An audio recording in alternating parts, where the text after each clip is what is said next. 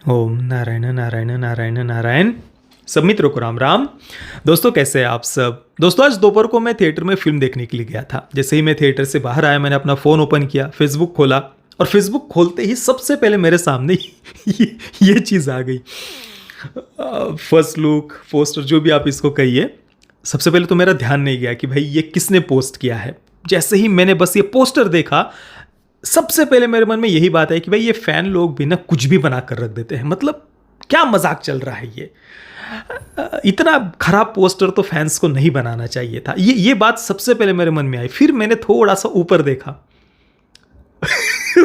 और मैं देखता हूं कि भाई ये पोस्टर सच में प्रभास ने पोस्ट किया है। बाप रे बाप रे बाप। मतलब भाई इसको कोई, हाँ पर देखिए मैं सच कहता हूं, मुझे तो भाई कुछ फील होना ही बंद हो गया। और वैसे भी प्रोजेक्ट के इस फिल्म से, जिसका अभी नाम कालचक्र होने वाला है ऐसा बताया जा रहा है, इसको लेकर पहले से ही मेरे मन में कई सारे संदेह थे और कोई मैं ज़्यादा उत्सुक भी नहीं था। कई बार आप में से मित्रों ने, मैं जब भी लाइव आता हूँ तो 2-3 बार पूछा है, तो मैंने बताया था कि भाई ये जो ओवरऑल प्रोजेक्ट है, कंसेप्ट इंटरेस्टिंग लग रहा है। जो कुछ भी उन्होंने जो भी कंसेप्ट आर्ट कहिए या जो कुछ पोस्टर्स इससे पहले उन्होंने रिलीज़ किए थे, एक में ऐसा हाथ हमें दिख रहा है, दूसरे में एक ऐसा हाथ ज़मीन पर पड़ा हुआ है, पत्थर का हाथ है और एक उंगली ऐसी सामने है, 3 उंगलियां पीछे है, और एक डिस्टोपियन फ्यूचर टाइप कुछ लग रहा था। और प्रोजेक्ट के यानी कल की अवतार से जुड़ा हुआ कुछ वो उसमें दिखाने वाले हैं, ऐसा सुनने में आ रहा था। और जो कुछ फिल्म मेकिंग के भी कुछ उनके जो वीडियोस वगैरह कुछ उन्होंने बीच बीच में रिलीज़ किए थे, काफ़ी इंटरेस्टिंग लग रहा था सब कुछ। और कितना पैसा वो बहा रहे हैं पानी की तरह, ये भी हम बातें सुनते हुए आ रहे हैं कि अब तक की सबसे ज़्यादा पैसे बजट वाली फिल्म ये होने वाली है वगैरह वगैरह।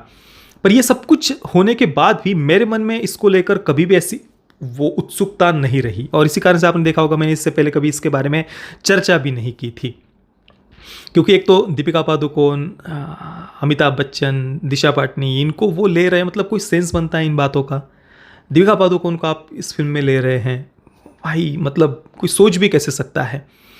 और तो इसी कारण से मेरे मन में तो इसको लेकर पहले से ही संदेह थे। मैं तो हमेशा से कहता हूँ कि भाई तेलुगु फिल्म इंडस्ट्री को बॉलीवुड से दूर ही रहना चाहिए, हमेशा से ही कहता आया हूँ। हालांकि ये इसके जो प्रोड्यूसर है, डायरेक्टर है, वे तेलुगु फिल्म इंडस्ट्री से ही है, पर ये ज़बरदस्ती बॉलीवुड से वो क्यों चिपक रहे हैं ये तो मेरे समझ से ही परे हैं। पिछले कितने लंबे समय से हम हमारे चैनल पर ये बात कर रहे हैं। तो मैं कह रहा था कि भाई मेरे मन में तो पहले से ही इस प्रोजेक्ट को लेकर कोई ऐसी एक्साइटमेंट, उत्सुकता नहीं रही है। और जो कुछ बजट वगैरह दिख रहा था और जिस प्रकार की कास्टिंग वे कर रहे हैं, उसे देखकर एक ही बात लग रही थी कि जो कुछ भी पैसा है वो ज़्यादातर पैसा तो इन एक्टर्स के ऊपर ही फूका गया होगा। बस बड़े बड़े नाम, बड़े बड़े चेहरे वो दिखाना चाहते हैं। अलग अलग फिल्म इंडस्ट्री से बड़े बड़े चेहरों को वो ले रहे हैं। कमल हसन को भी लेने की बात अभी कुछ दिन पहले हमने सुनी। तो बस ये बड़े बड़े चेहरे वो दिखा रहे हैं, वो दिखाकर ऑडियंस को थिएटर तक लाने का वो शायद प्रयास कर रहे हैं, ऐसा ही लग रहा था। और इसी कारण से मेरे कोई भी एक्सपेक्टेशंस ही नहीं थे इससे।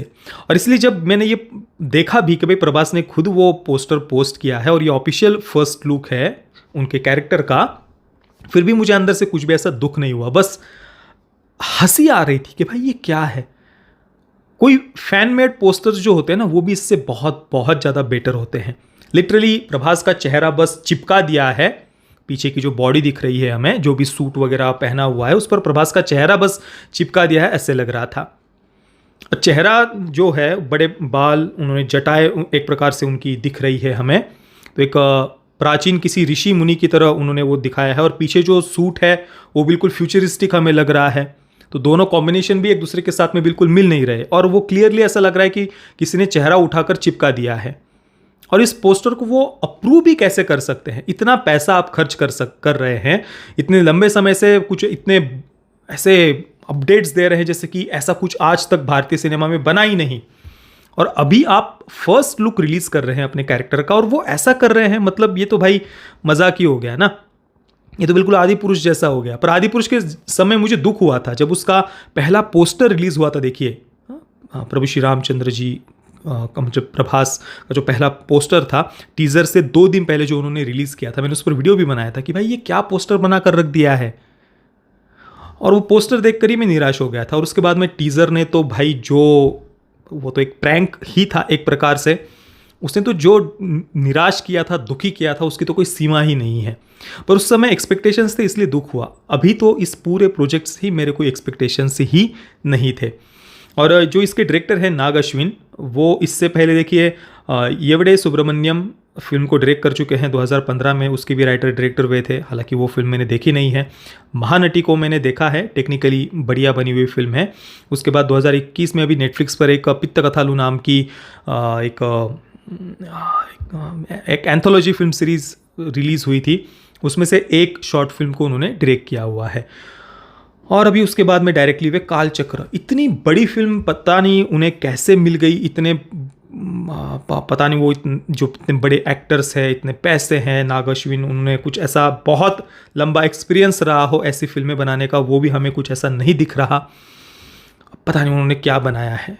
आशा करते हैं कि जो भी पहला फर्स्ट लुक वगैरह, जो भी टीज़र वगैरह इसके बाद में आएगा, वो कम से कम इतना डिसअपॉइंटिंग ना हो। पर जैसा ये पोस्टर दिख रहा है, मेरे तो कुछ भी पहले ही नहीं थे एक्सपेक्टेशंस, पर अभी तो मैंने सोचना ही अब इसको लेकर छोड़ दिया। देखा जाएगा, जब कुछ आएगा तब हम बात करेंगे। पर ये पोस्टर पता नहीं उन्होंने कैसे अप्रूव कर दिया, ये लिटरली बस एक मजाक लग रहा है।